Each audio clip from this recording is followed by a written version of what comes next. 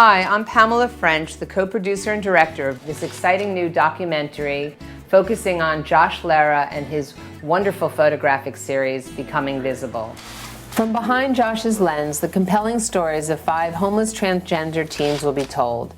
Their backgrounds are diverse, but their stories are strikingly similar. Josh's work is the gateway into the lives of these homeless transgender teens and their impact on the larger community. What you're about to see is only the seeds to the bigger picture, but with your help, we hope we can bring this film to fruition. I want you to look at your reflection in the lens, and you and that reflection have a secret, and it's a good one, and it's slightly naughty. Perfect.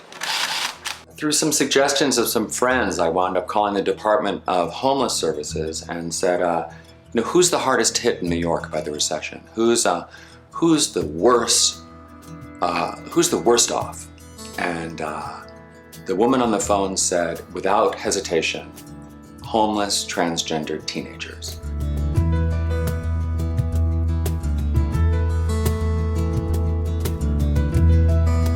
Life. I sat in a state of mind when I wanted to understand who I was. I needed a name. I needed to know who I was to these people. Yet who am I? Am I still that same little girl that wrote about the hamster that she loved oh so much? I have had the experience of really opening up my notion of what it means to be transgender. I think that a person is transgender as soon as they say they are.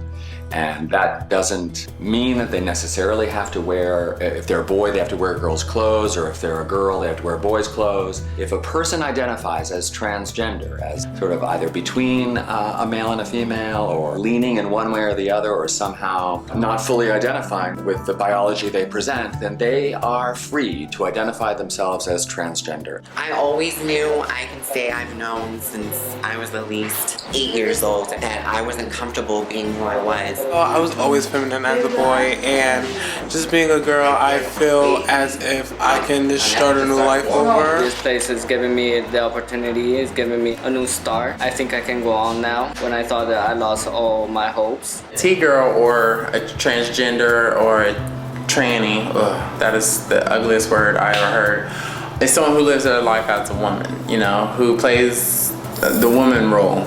When it comes to being a trans person, especially a trans woman of color, you have men who like to try us, and disrespect our gender identity, and in my situation, that is what happened. Well, my hope is that it will elevate the discussion about trans kids in general, and also further and expand the notion of how we perceive gender and what it means to be a human being. And I think the greatest challenges that we face is that what trans people ask us to do is accept and celebrate and love a certain degree of ambiguity. We want to put things into categories, and trans kids are often not easily categorized. And by presenting them as who they are, it does subtly, I believe, ask the viewer to expand our notion of what that human expression is. I want to one day hear someone say that my words are sick and that they touched you in a way that only written words can explain. You're my inspiration, life. Standing on stage, reciting your life in the frame of what people seem to call a game, when all it is a story that has a beginning and an ending that only you can determine.